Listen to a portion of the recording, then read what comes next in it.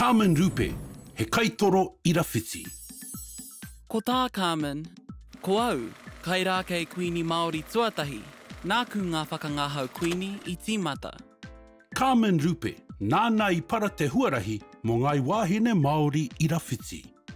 E ai ki a Georgina Baia, tōna hoa, e tū maia ki ona whakapono, koira a Carmen, nāna I whakatakoto te ara mā mātou o muri iho.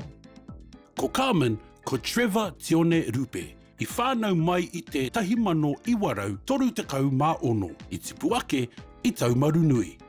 I whakaaro ia, I titiro korotaha mai ngā tāngata ki au, me te mea nei I hike mai au I Aotearoa.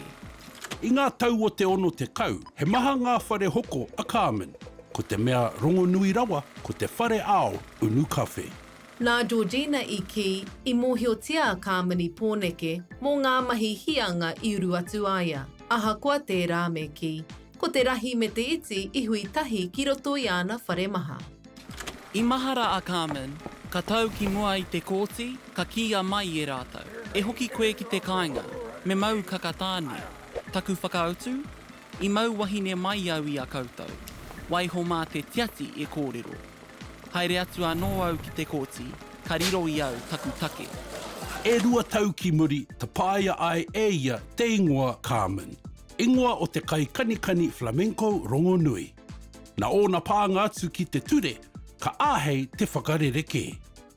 I ki a Georgina, he kai tautoko ia mō ngā tikanga tāngata, mo te whakahau I te taira takatāpui, mo te whakahau I te ture kairautanga. Nā tōna maia ki te tū me te whakapuaki, koinei au, ko au tonu.